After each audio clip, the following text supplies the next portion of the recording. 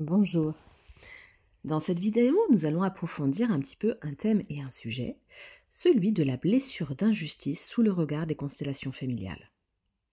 Alors bien sûr, vous connaissez la blessure d'injustice de Lise Bourdeau, et nous allons le voir sous le prisme en fait un petit peu de nos liens familiaux.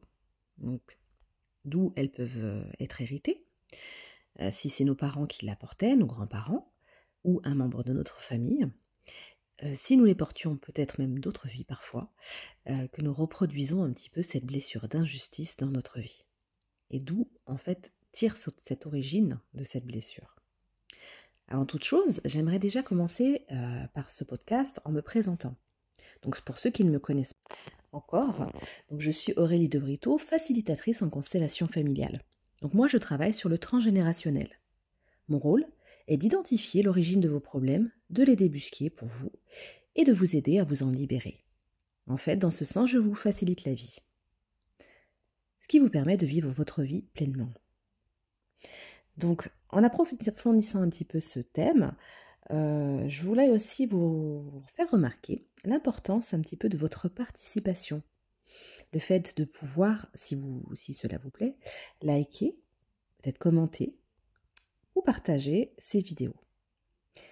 Ainsi, on pourra faire évoluer cette chaîne petit à petit et faire une sorte de communauté qui ont envie d'évoluer ensemble, de trouver un petit peu comment améliorer son quotidien. Pour cela, je suis dans une immense gratitude. Merci beaucoup pour votre participation et merci aussi pour votre écoute. Donc, le thème d'aujourd'hui, on a parlé de l'injustice. Donc, elle se présente sous différentes formes. L'injustice, bien évidemment, en général, on voit tout de suite un petit peu quelqu'un qui est habillé avec, limite dans un tribunal, où on voit quelqu'un qui a raison et quelqu'un qui a tort. On voit quelque chose qui n'aurait pas dû être, quelque chose d'illogique, où il y a eu des différences de traitement. Où en fait, par exemple, on a senti un petit peu une injustice dans le fait qu'une personne ait été traitée différemment de nous, ou qui est de manière injuste, dans le sens où, par exemple, elle a été privilégiée. Ça peut être, par exemple, au travail. Vous avez pu avoir, par exemple, fait un travail qui a été... en fait, que si votre collègue avait rendu, elle est mise en avant, alors que quand vous le rendez, vous n'êtes pas vu, ni reconnu, ni mis en avant. Par exemple, quelqu'un aussi a pu avoir une augmentation que vous méritiez, alors que vous aviez fourni tous les travaux nécessaires pour avoir cette augmentation, ou ce poste. Ça peut être pas mal de choses. Et en fait, ceci vient rejouer des douleurs du passé qui ont été vécues dans notre enfance. La blessure d'injustice, c'est une sorte d'illogisme, de quelque chose qui est ou injuste moralement, choquant, déplacé, injustifié, comme on dit, tout à fait. Donc je vous laisse réfléchir à une situation que vous auriez vécue, que vous avez trouvée totalement injuste. Remémorez-vous cette situation et dites-moi maintenant, avez-vous eu l'impression que malgré tous les efforts, rien de bon ne ressortait des situations que vous avez vécues? Est-ce que, malgré vos attentes, vous avez toujours été déçu? Est-ce que le résultat de vos efforts n'a pas été reconnu ni vu? Est-ce que vous avez eu l'impression d'avoir énormément donné d'énergie, de vous être totalement investi dans une situation, et que, en fait, on vous demandait d'en faire toujours plus, toujours mieux, d'atteindre d'autres objectifs, voire la perfection? Peut-être que même vous vous êtes mis la pression en vous demandant d'être parfait. Et quelle désillusion qui arrive systématiquement quand on se rend compte que justement plus on en fait, plus on nous en demande. Eh oui, car finalement on donne une habitude aux gens, et au lieu de considérer tous les efforts que nous avons faits, ils vont juste se dire que c'est normal, donc que c'est votre base. Alors le jour où vous serez plus fatigué et vous ne pourrez pas fournir autant d'efforts pour être parfait, vous allez vous rendre compte qu'on va vous le reprocher. Et oui, car les gens se sont habitués a tant d'énergie, a tant de, de- d'énergie, d'efforts, a tant de choses faites. Donc en fait, on a été bercé d'illusions dans le sens où on nous a toujours dit que si on travaillait bien à l'école, on aurait de bonnes notes et on serait forcément, dans notre déduction logique, apprécié de tous et qu'on aurait un travail où on aurait un boulot bien rémunéré, où on serait vu, reconnu, récompensé pour toutes les épreuves et toutes les étapes que nous avons gravies les unes après les autres. Pourtant, dans la vraie vie, comme on dit, dans notre réalité, on se rend compte que cela ne correspond pas vraiment à la réalité. Est-ce que vous êtes souvent dit d'ailleurs, dans pas mal de branches où on peut travailler, se rendre compte que ceux qui font le moindre effort ont les postes les plus élevés et la meilleure rémunération? C'est souvent le cas. Donc en fait, on se rend compte que finalement, rien à voir avec l'effort fourni, rien à voir avec les bonnes notes qu'on a pu avoir, rien à voir avec les étapes que nous avons franchies. On peut avoir l'impression que la désillusion est que à chaque fois, quand on a fourni tous les efforts, le résultat ne tombe jamais. Et c'est encore raté. Un petit peu comme quand un matin maladroit, une tartine vous échappe des mains, que vous essayez de la rattraper et que malgré tous les efforts pour la rattraper, elle tombe du côté de la confiture, de la confiture. Donc en fait, vous pensiez manger un bon petit déjeuner et vous vous êtes fait avoir. C'est un petit peu ce sentiment que les choses nous échappent et que le monde dans lequel nous vivons n'a pas de cohérence. Parce que dans le monde logique, enfin dans une logique implacable, on se dit que si on fait les choses bien, on devrait être récompensé pour nos efforts. Que normalement, qu'il devrait avoir une justice équitable pour tous. Parce qu'il peut aussi avoir des injustices dans le sens où il peut avoir des castes sociales, des avantages qui sont donnés à certains et pas à d'autres, et que du coup, en fait, c'est plus par appréciation des toutes tables, etc., qui peuvent être données, et que finalement, ça n'a rien à voir. Peut-être que vous avez voulu ce poste, par exemple, dans cette entreprise, que vous avez fait les efforts qu'on vous avait demandé, et qu'une fois que tout a été réalisé, le poste est passé à quelqu'un d'autre. Parce qu'il connaissait un chef ou qu'il avait d'autres avantages, d'autres interactions, en fait, qui nous échappent.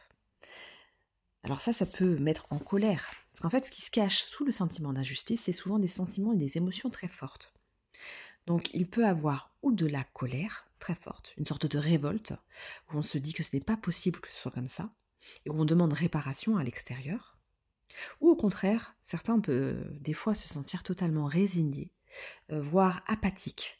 On baisse les bras par rapport à toutes ces forces qu'on n'arrive pas à gérer, et on se sent totalement impuissant face à cela, face à toutes les injustices. Sur des grands thèmes moraux, par exemple, quand on peut voir que finalement les gens qui maltraitent les enfants ou des choses comme ça sont encore impunis, ou quand on voit que finalement, quand on voit les lois qui ont changé, et finalement quelqu'un qui vous vole votre appartement, qui change juste les verrous, a le droit de rester, ou des choses comme ça, on peut se sentir totalement dans une incohérence totale à ne pas comprendre ce monde. Cependant, même s'il y a ces choses qui sont choquantes, car moralement injustifiées, car totalement incohérentes à nos yeux, surtout que quand on se dit qu'il y a le bien et le mal, on imagine que les choses devraient être cohérentes, eh bien on peut se sentir dans une sorte d'impuissance globale. Mais tout ça vient d'où? En fait, on rejoue et on rejoue des situations de notre passé et de notre enfance. Il se peut que vous ayez eu un aïeul qui a été déshérité, qui a perdu sa place au soleil quelque part, qui a été humilié face à la surface du monde pour une situation injuste. À l'époque où il y avait encore la peine de mort, il y a des gens qui sont morts pour des situations, des crimes qu'ils n'avaient pas commis. Il peut y avoir en fait un tas de choses qui se répercutent de vos lignées jusqu'à vous, et que vous rejouez par toujours loyauté inconsciente, que vous reviviez des situations où vous êtes encore dans l'injustice, ou dans le sens où on est injuste avec vous. Ça peut venir aussi de se sentir l'impression d'être victime. Si vous avez tendance à vous sentir victime, vous pouvez attirer des situations injustes. Donc, d'où l'importance de libérer en fait, en constellation familiale, tous ces traumatismes pour éviter justement d'attirer des injustices et d'attirer des situations qui ne sont pas cohérentes ni bonnes pour vous. Donc quand on sort un petit peu de ce constat, un petit peu désolant, on se rend compte qu'en fait on a tendance, quand on vit une injustice, à demander, à crier haut et fort réparation. Seulement, quand on fait ça, le problème, c'est que finalement on change de focus. Le focus est mis sur l'extérieur, puisque si on demande à quelqu'un réparation, la personne qui nous a blessés, on lui donne aussi le pouvoir de ne pas nous satisfaire, de ne pas répondre à nos attentes. Parce que là, en fait, on répond par des attentes désillusionnées, par en fait une autre attente, une autre demande, qui, en fait, donne notre propre pouvoir encore à l'extérieur. Hélas, bien hélas, souvent les gens qui vous ont maltraité, les gens qui ont été injustes avec vous, qui vous ont lésé, qui vous ont pillé, etc., n'ont pas du tout l'intention de demander pardon. Ça arrive, mais dans de très rares cas. Dans la réalité des choses, le criminel ne va pas s'excuser platement, vraiment en pensant qu'il a mal fait. Le pédophile ne va pas revenir sur ses faits en disant « Oh là là, j'aurais pas dû ». Ça arrive très rarement. Ça arrive, mais très rarement. Donc en fait, en faisant ça, ou en attendant que la justice, par exemple, gère votre affaire et vous rende justice, finalement, vous vous placez en tant que victime. Le souci est que, si vous attendez de l'extérieur qu'ils reconnaissent les faits, vous risquez encore d'être désillusionné et de finalement vous sentir encore dans cette injustice encore plus forte qui va crier à l'intérieur de vous. En fait, il faut reprendre un petit peu son propre pouvoir. Donc, en constellation familiale, on peut libérer le traumatisme, le fait du passé. Parce qu'il faut différencier en fait l'injustice que vous vivez aujourd'hui, qui est un ricochet d'une blessure passée, de votre enfance, ou même dans le ventre de votre maman. Vous avez pu, par exemple, si vous avez eu un jumeau perdu, j'en parle dans une autre vidéo, sentir que c'était une injustice de ne pas avoir pu connaître votre jumeau, vivre et grandir avec ce jumeau. Si vous avez perdu, si vous avez eu des deuils très tôt, d'un parent ou autre, vous pouvez avoir ce sentiment d'injustice que les autres ont leur papa, ont leur maman et que pas vous. Un frère, une sœur, n'importe. Du coup, c'est des choses qu'on ne peut pas vraiment réparer, puisqu'en fait, vous n'avez pas pouvoir refaire revenir cette personne qui est partie trop tôt. On dit d'ailleurs souvent que les meilleurs partent trop tôt. C'est un sentiment d'injustice, puisqu'en fait, quelque part, on a l'impression que les gens qui nous font du mal et qui sont injustes restent et que les autres partent. Mais ça, on ne va pas pouvoir le réparer de notre vivant, dans le sens où c'est quelque chose sur lequel on n'a pas de pouvoir. Donc ça va faire ressortir cette injustice, mais plutôt ce sentiment en fait d'impuissance. Donc en fait, c'est un sentiment d'impuissance qui va ressurgir. Donc il y a différentes façons de voir l'injustice. Ça peut être le fait d'être non vu, non reconnu, ou que nos efforts ne soient pas vus ni reconnus. Donc un petit peu une blessure d'invisibilité quelque part. Ça peut être qu'on ne voit pas un petit peu vos souffrances, c'est plus ça, qu'elles ne soient pas ni vues ni reconnues. Et ça, on peut le travailler en constellation familiale, en le libérant, justement pour que vous ne portiez plus dans vos cellules ce poids. Après, on peut aussi différencier la blessure d'injustice dans le sens où ça peut être aussi un sentiment d'impuissance. Dans ce cadre-là, il va falloir un petit peu reprendre sa puissance dans le sens à faire des gestes, des rituels un petit peu, de réparation, mais personnelle. C'est-à-dire, en fait, on va pouvoir créer une sorte d'acte symbolique. C'est ce qu'on fait en constellation familiale. En fait, le cerveau a besoin de voir des images, de comprendre et de faire des actes qui peuvent amener réparation. Mais réparation par soi-même, quelque part. Dans cette constellation familiale, vous reprenez le pouvoir puisque vous pouvez vous libérer, enfin, avec mon aide, vous pouvez vous libérer de cette blessure. Donc en fait, on va faire des actes symboliques. Ça peut être écrire une lettre à ce parent, ça peut être consoler l'enfant intérieur qui a été blessé, reconnaître le vécu sans le minimiser. Parce que très souvent, en fait, quand vous allez dire à la personne qui a été injuste avec vous ce qu'elle a fait, elle va minimiser les faits parce que elle, ça réveille en fait une sorte d'agression où elle se sent culpabilisée et du coup, elle n'a pas envie de porter un petit peu la cape du bourreau. Donc du coup, elle va minimiser ce que vous avez ressenti. Et ça, c'est pas OK. Parce qu'à partir de ce moment-là, vous niez encore ce que vous avez ressenti. En fait, finalement, la blessure d'injustice, c'est des fois nier ses propres besoins, minimiser ses ressentis. Et cette blessure, du coup, d'enfance, va être réactivée. Ça peut être, alors je vous parlais du jumeau perdu, mais ça peut être aussi, par exemple, que vous étiez invisible face à vos parents, parce qu'il y avait quelqu'un qui prenait toute la place, que vous n'étiez pas à votre juste place. Si un grand frère était trop visible, une sœur vous volait la lumière, la vedette, comme on dit, dans ce cas-là, peut-être que vos parents ne vous voyaient pas à votre juste valeur et ne voyaient pas les efforts que vous aviez faits. Donc, en fait, ne reconnaissez pas vos qualités, parce qu'il peut-être qu'ils vous comparaient. Peut-être qu'il y a plein de prismes. Donc ça peut être en fait cette impression que c'est injuste dans le sens où on ne reconnaît pas vos efforts à la même valeur, à la même hauteur que celui de vos frères et sœurs.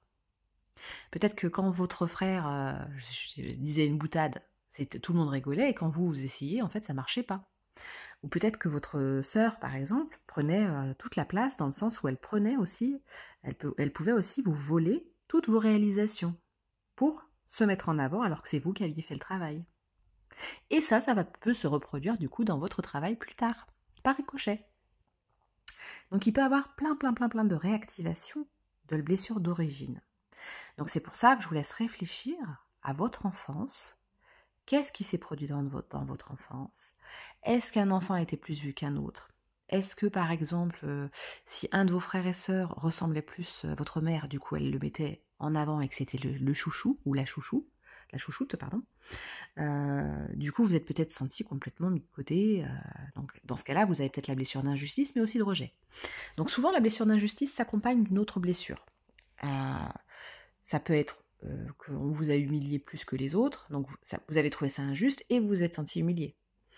Ça peut être que vous aviez l'impression qu'on vous volait tout le temps vos affaires, donc il y a l'injustice, parce que c'est pas juste, c'est à vous, vous l'avez gagné. Par exemple, quelqu'un qui a travaillé pour gagner, pour obtenir, je pense là au film La guerre des boutons, quand l'enfant travaillait en fait pour gagner une petite boîte jolie et que sa mère finalement lui vole son argent pour pouvoir donner un manteau à sa fille, alors qu'en fait c'est lui qui a travaillé, il avait le droit de se garder quelque chose pour lui. C'est injuste. Après, il peut y avoir plein de situations comme ça où on se rend compte qu'en fait c'est absolument injuste parce qu'on va vous demander plus que ce qui est normal de porter comme responsabilité, par exemple. Si on vous demande d'être le gardien de vos frères et sœurs des petits, bah quelque part c'est pas juste parce que là on vous déplace. Donc en constellation familiale, vous n'êtes plus à votre place parce qu'au lieu d'être à la place d'enfant, vous devenez le parent de votre petit frère ou de votre petite sœur. Donc c'est trop de responsabilité pour un enfant. Ça, c'est injuste, par exemple. Il peut avoir vraiment énormément de choses qui se mettent en avant. Donc en fait, on va trouver des actes psychomagiques, on va appeler ça, des actes symboliques de réparation dans la constellation familiale pour pouvoir, en fonction de vos situations, c'est pour ça que c'est de l'individuel, reprendre votre propre pouvoir en vous validant vous-même.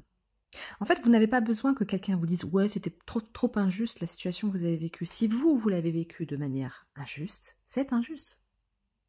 Puisqu'en fait, c'est le ressenti que vous avez eu. Donc il est juste, il est valide. Et quel que soit en fait l'avis de quelqu'un d'autre, votre vécu, en tout cas, il est valide. La blessure que vous avez vécue, elle n'a pas à être minimisée pour que quelqu'un d'autre se sente mieux. Donc en fait, cet acte demande réparation. Il ne faut pas le demander à l'autre, mais donc reprendre son propre pouvoir, en moins de constellation familiale, on peut libérer ça. Et dans ce cadre-là, vous n'attendez plus que votre bourreau reconnaisse sa faute. Puisque finalement, vous allez le libérer et vous n'allez plus porter le poids. Parce que quand vous êtes en train de ruminer cette blessure d'injustice, vous réactivez cette injustice. Puisque c'est comme si à chaque fois vous reviviez cette injustice qui vous a été faite. Et que vous attendiez réparation, c'est comme si quelqu'un vous mettait un coup et que vous retourniez reprendre un autre coup. Et encore un autre coup. Et encore un autre coup. Parce que vous voulez absolument qu'il reconnaisse ses torts. Mais il ne le fera pas. Dans la majorité des cas, il ne le fera pas.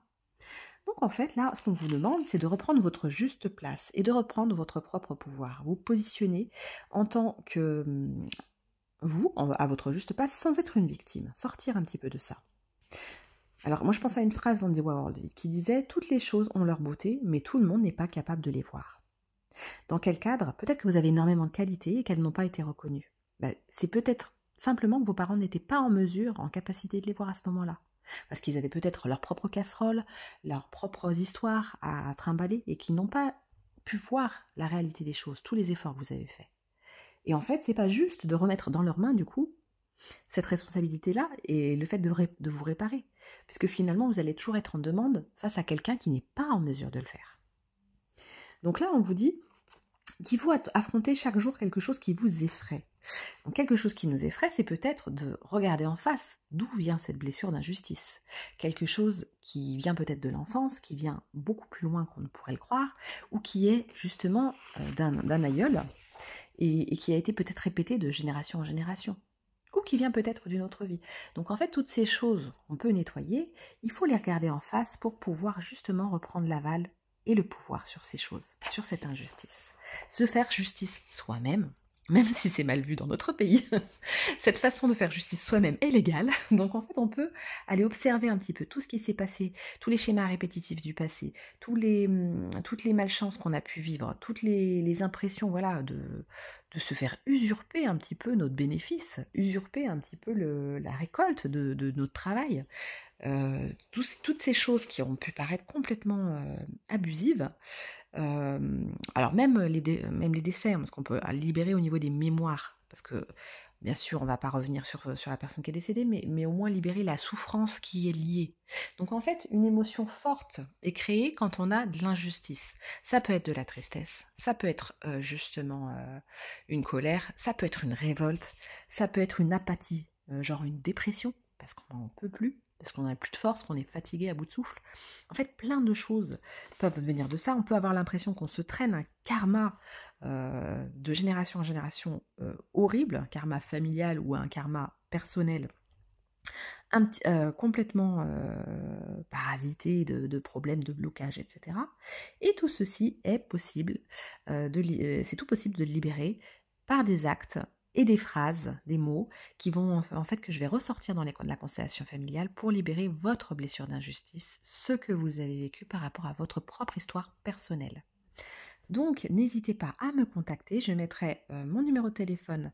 Alors vous pouvez m'envoyer un SMS pour m'expliquer un petit peu votre histoire et on fera une prise de rendez-vous pour se parler un petit peu plus en profondeur des constellations familiales et comment je peux vous aider par l'éclairage en fait de ma formation, de tout ce que j'ai appris dans les constellations familiales et libérer toutes ces mémoires qui vous entravent au jour le jour, qui vous empêchent d'être heureux en amour, qui vous empêchent de vivre pleinement, qui parfois peuvent vous-même vous créer des difficultés ou des problèmes de santé, parce que tout ce qui n'est pas exprimé s'imprime dans le corps. Donc en fait, on peut libérer tout ça pour éviter tous ces problèmes, en fait, toutes ces difficultés qui vous empêchent de vivre et qui sont du coup injustes, puisque c'est pas à vous de les porter. Donc libérer ces mémoires transgénérationnelles, puisque c'est injuste que vous portiez le poids de choses qui ne vous appartiennent pas. Voilà. Donc je vous remercie pour avoir écouté ce podcast. N'hésitez pas à liker, à commenter, à partager. Ça fait vivre la chaîne. Et puis je vous retrouverai pour d'autres podcasts pour approfondir un petit peu le sujet. Voilà. Bonne soirée, bonne journée ou bonne matinée pour ceux selon à l'heure que vous regardez, que vous écoutez plutôt cette vidéo. Bonne journée. Au revoir. Ah, et pour ceux qui voudraient mon numéro, donc ça serait le 07 44 70 66 44 pour m'envoyer un SMS en m'expliquant un petit peu la situation pour faire une constellation individuelle avec moi sur WhatsApp. Voilà, l'adresse mail, je la mettrai en dessous, mais effectivement c'est encore mieux par SMS, comme ça nous permet de voir un petit peu sur nos agendas et de se mettre en accord pour prendre rendez-vous. Voilà, donc merci beaucoup et pour cette fois vraiment, à bientôt. Au revoir.